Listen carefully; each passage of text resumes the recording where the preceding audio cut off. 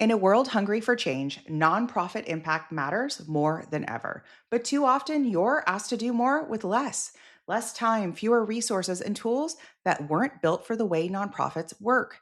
Bloomerang is the giving platform built for purpose, connecting fundraising, donor, and volunteer data in one intuitive place. With smarter insights and stronger relationships, you can raise more, retain more, and inspire more generosity because your tools are built for a purpose and your mission goes further. Learn more at bloomerang.com.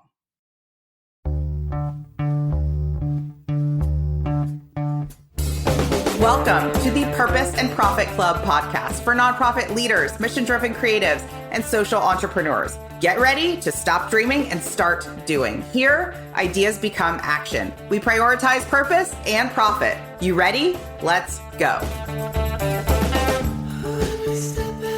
Welcome back to the Purpose and Profit Club podcast. I'm thrilled to share today's episode. It really does couple nicely with last week's episode. So make sure if you haven't already listened to Inner Grit, to go back and listen to that episode first, because this is the other half of that training. And everything that we're talking about in this mini series really centers around my lived experience as a lifelong entrepreneur, working with other entrepreneurs and other nonprofit founders, leaders, social impact superstars, and noticing the difference between the ones that stall out, the ones that sputter, the ones that burn out, and the leaders and founders that have created growth for their mission that is like beyond their wildest dreams, that have that both inner purpose and fulfillment and outer impact that they are dreaming of.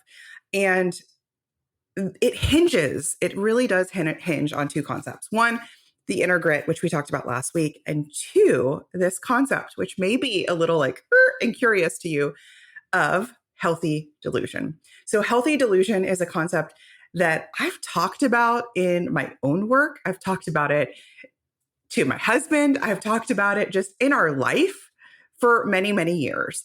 And I started dipping my toe, talking about it with clients, in the past several years about this, because it's kind of a deeper level of this work about what it looks like to actually cultivate a mindset of healthy delusion and why I actually think it's so, so important. So we're going to talk about the belief before proof today. Now, I want to make a quick little interjection and celebration, which is that at the time I'm recording this, I have just launched a brand new GBT that is the Sprint Coach inside the Sprint Method program. So we have now access to my brain, my concepts, my tools 24/7 to help you create higher converting campaigns, to create a better conversion copy for your fundraising pages. And I'm just so thrilled about this new GPT that we're having our students use so that they can actually, instead of going through this back and forth process, instead of hitting that, I know that wall that so many of us hit when you're trying to write stories, when you're trying to write your fundraising campaigns, and you're like, I don't know what to call it. I don't know. I'm out of ideas. I don't know, what to say. I feel like I've said it all. Working with a Sprint Coach now is so cool. I was testing it out with some client case studies, and it came back and it was spot on with the type of coaching that we give our clients in the Sprint Method. So if you're curious about that, just DM me Sprint, and I will send you information about that program. Okay, so let's dig into healthy delusion. So healthy delusion is the decision to see your success as inevitable, even when the scoreboard, your inbox, your bank account, etc., says otherwise. Now, it's not toxic positivity, so we'll get into that today. It's not pretending things aren't hard. It's knowing that you signed up for the hard and deciding that even when it's hard, it won't stop you from moving forward. Today's episode is really all about forward momentum. So the results are often trailing behind you. They're a lagging indicator. Success in my own company, success for so many other organizations that I work with is like a trailing indicator. Oftentimes you're planting the seeds, sowing the seeds, watering the seeds before they sprout into beautiful, tall sunflowers, right? So that success is trailing behind you. Those results are late to the party. So every nonprofit leader has a choice. Lean in for this one. You can be quote unquote realistic, which is often means just doubting yourself into inaction. dimming your ask down to be safe and sterile, not to, ruffle any feathers, or you can choose healthy delusion. And yes, I said delusion. I know it's such a word, but it will change your life if you let it. Because every big result I've ever created started believing that it was done before there was a single shred of proof. Seriously. So we're going to start with a definition. What does delusion even mean in the first place? So I looked it up before this episode, and it says delusion is belief in something that is not true. The example was he's under the delusion that he will be promoted this year. And I loved that example because it made me chuckle, because the default way that our brains are wired to think is to skew negative. It protected us when we were cavemen and women. It kept us safe, right? It kept us warm. It kept food on the table, okay? And so the default belief that people actually default, that our brains are wired to think, is not this example. He's under the delusion that he will be promoted this year. Here's the default. He's under the delusion that he won't be promoted this year. Watch your thoughts. 80%, I don't know the exact number, but over half of your thoughts, the majority of your thoughts skew negative. That's normal. That's the baseline, okay? And so most people are not under the delusion that something great isn't going to happen. They're under the delusion that something awful is going to happen, right? We're always scanning in our brains for worst case scenarios. My brain leans anxious. I'm always scanning for, what do I need to bring? What's my just in case, right? I'm always doing that. That's very, very common. So the delusion that many of us are actually defaulting to is negative. So it's delusional to think you won't raise $1 million this year, just as much as it's delusional to think you will. You with me? It's delusional to think you won't hit your goal. It's delusional to think no one wants to help you. It's delusional to think no social street teamers, no peer fundraisers, no board members, no foundations are going to give, right? As much as it's delusional to think they are. So today we're going to talk about taking a step out from the negative zone and with intention, with purpose, step into this other zone of healthy delusion. So let's go over a core concept, which is healthy delusion is not the same as toxic positivity. So toxic positivity denies the difficulty. It's all fine. No problems here. It's a very sweep under the rug energy. That is not what I'm talking about. I am not saying put on your rose-colored glasses and tell yourself it's easy peasy, not hard, and punish yourself into doing, air quotes, hard things, right? That's not it. Healthy delusion acknowledges the difficulty, but refuses to let it dictate the action. Okay. So what that means is the inner dialogue for it might be hard. I might fail, but this is still happening. Let's go. Momentum doesn't come from avoiding the reality. It comes from choosing belief alongside the reality. So if you are $350,000 away from your goal between now and year end, that may seem significant to you. So you could choose to tell yourself for the next 4 months, I'm never going to meet the goal. It's so hard. This is impossible. That wasn't realistic anyway. Or you can say, it might be hard. I might not meet it, but I think it's already happening. It's as good as done. I don't know how, but I feel confident I'm going to hit that 350. There's two different conversations you have with yourself there. So it's all about seeing and creating the belief before you have the proof. Remember that the result is a lagging indicator. That success is like trailing behind you. So healthy delusion is acting as if the outcome is inevitable, even when you don't know how it will happen. You don't know if that donor who gave $10,000 this year is going to say yes to your ask for $42,000 this year. You don't know. You don't know if those 10 peer fundraisers that just signed up to elevate your next fundraiser are each going to raise $1,000 each. You don't know yet. You may as well set it up as if they are. With me? It is manifestation with muscle. You still do the work. So it's not about journaling your way into your success, right? You still have to do the work. You still have to take the action, but you start from certainty instead of hesitation. And that certainty ends up being very, very magnetic to a couple of core audiences. It's magnetic to funders, individual donors, sponsors. It's magnetic to peer fundraisers. It's magnetic to social street teamers. That confidence is super magnetic to your board members. Okay. Founders and leaders in every industry launch with more vision than proof. The ones who last keep their belief alive through the setbacks. So when I think about Silicon Valley founders, those startups who go from zero to their first seed round, their second seed round, they become a $1 billion company. Those people have the highest level of healthy delusion I've ever seen. And you can just take a fraction of that and create so much more success than you're creating now. You don't have to have that level of healthy delusion. You know the level I'm talking about, right? You could just take a sprinkling of that and your results would change. And I want to share with you some examples of what this might look like what it looks like to be kind of your default with where we are, most people are, and what it looks like to cultivate this mindset on purpose. So I want you to imagine you've been dealing with a chronic health issue. Maybe you're like me and you've had a flare of plantar fasciitis that has been pretty brutal. So that's me. And you see one doctor and that doctor kind of shrugs and says, you could try this, you could try that. Yeah. Do some stretches, like do some ice. Yeah, you can try it. Yeah. How would you feel after that appointment? Maybe you're like me and you'll feel like, shit, this is not going to get any better, right? You don't have a high level of trust in this person to guide you to the actual outcome you want to feel better, a better outcome. Then I want you to imagine that you go to a different doctor and that doctor is like, oh my gosh, Christina, I've got you. Come on in. Here's what we're going to do. Every morning, I want you to do this exact series. Then I want you to get this type of shoes.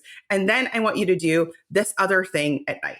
And they have this like confidence where even though you tell them, listen, I've been to 3 other doctors, I've been doing all this stuff, I've tried this and this and this, they're like, totally understand. I got you. This is the protocol you need. You leave that appointment, shoulders back. You might even call your husband and go, that was such a good doctor. I'm so glad I saw him. You may be super motivated to try the exercises, do the shoes. You start to embody and imagine a few months from now, going back to waking up in the morning without feeling any pain in your foot, right? You actually start to see it as possible. Like I always think of a door opening and light coming in where you're like, oh my God, finally relief, right? And this is a true life experience, right? I've been to so many different doctors. I've tried the PT, I've tried this therapy, I've tried that therapy. Nothing was really working. I was feeling really, really frustrated. And I saw a doctor who was like, I got you, girl. Like, here's what you're going to do. And within about 2 months, significant change, more than the 8 months that preceded it, right? Those are 2 different experiences. One where it took a couple of different things. It took my doctor's healthy delusion to go, he could have told himself, this lady's tried everything. She's been to all the doctors. She's done all the things I would default to telling her to do. Instead, he was like, actually, I don't think she's tried it in this way. I don't think she's tried it in this sequence. Let's do it with this thing layered, right? And he had this confidence where it opened the door for me of like, this is possible, right? Versus the other doctors who were like shruggy energy, right? We've all seen those doctors before. It's not good. And fundraising is the same. If you lead a campaign with maybe energy, donors will feel it. If you bring that it's already done energy, that confidence is contagious. I cannot reiterate that enough. It is magnetic. There is that momentum that is baked in when you have a big, bold goal of $50,000 to raise in 2 weeks. And one is like, I fucking hope we do this. Fingers crossed, hopey energy. And the other is like, I don't know how, but it is happening.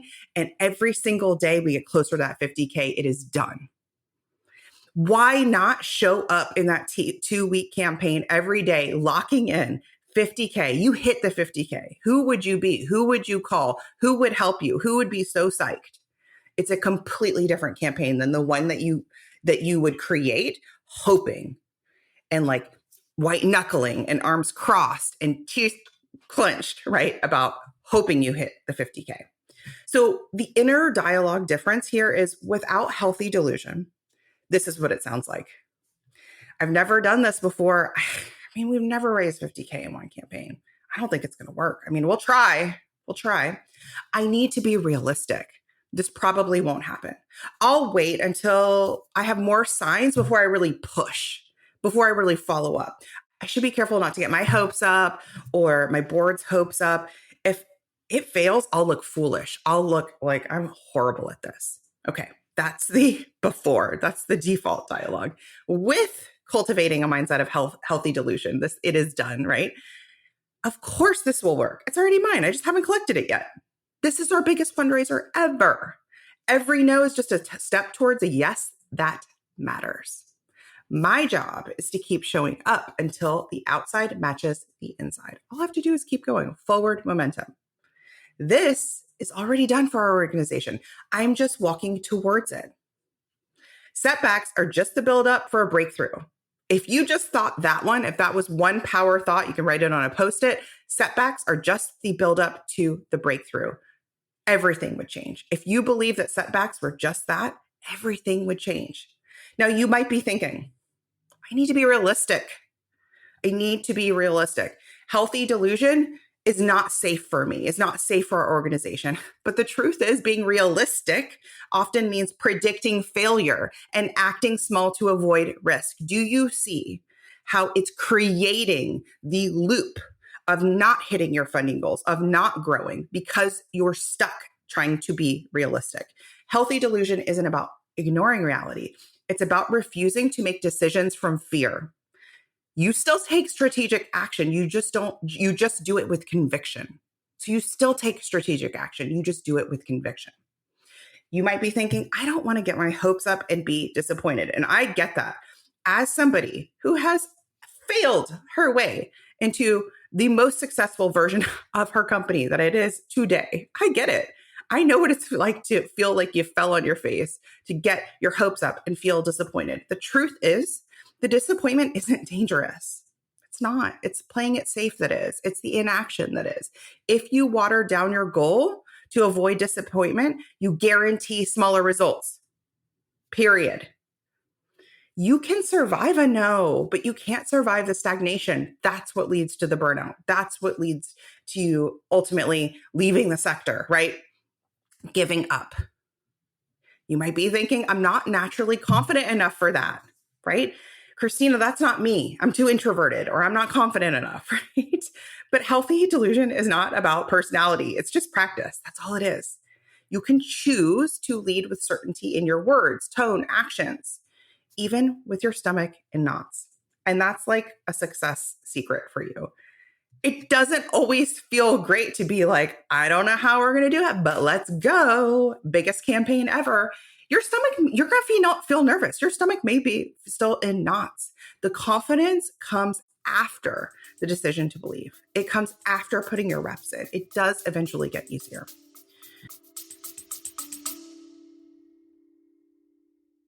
Quick pause before we jump back in. We just hit a huge milestone on the podcast. 200 episodes of fundraising, messaging, psychology, leadership, growing your impact without burning out. If you found this show helpful to write the next email, make the next ask, rethink a campaign, or just keep going when fundraising felt heavy, would you leave me a quick rating and review? It helps more nonprofit listeners find the show, and it tells me what's landing with you. I read every review, and I'm so grateful you're here. All right, back to the episode. Any one of my programs that I've built have required healthy delusion. I had to believe there were people that were experiencing the funding plateaus, were experiencing the fundraising and marketing team silos, who needed the Purpose and Profit Club coaching program. Before I had evidence anyone would join, I had to believe there were emerging nonprofits who hadn't figured out how to effectively raise 100K, 200K a year, right? I had to believe they wanted to join the sprint method before I created it and sold it, right? You have to have the end in mind, the right people, the right results before there's proof. No one says, I will join the program and tells you what program for you to build. You have to build it, right? And then offer it to them, right? And when people don't join, you still have to hold that end in sight, right? That end in sight, people will join. It doesn't mean I didn't iterate, right? So without it, launches sound like a whisper. When I decide it's going to work, it works.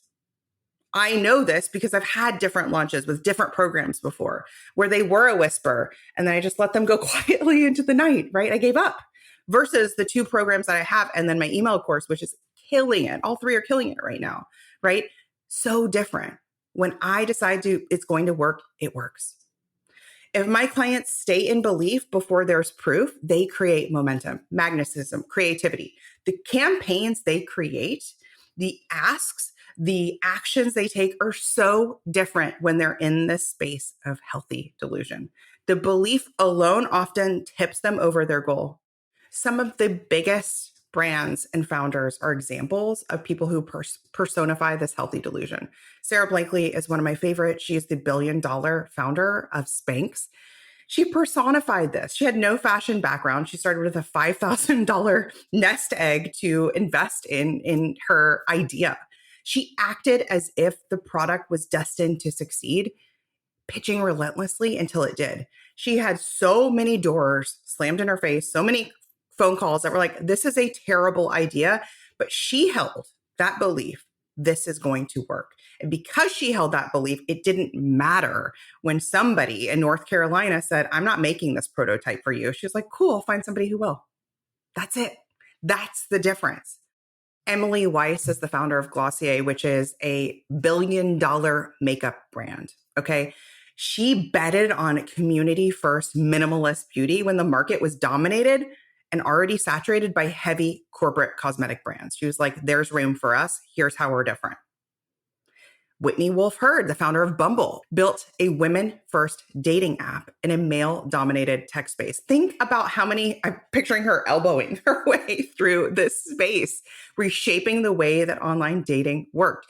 There's so many other examples of this, but these leaders personify this relentlessness, okay? So that relentlessness, that relentless belief, it's going to work, that's the through line here. Oprah is one of my favorite examples of this as well. She spoke early in her career authentically and shaping the culture very, very quickly before she even had space, before she even had her talk show. She was like, we're going to do this and here's how it works.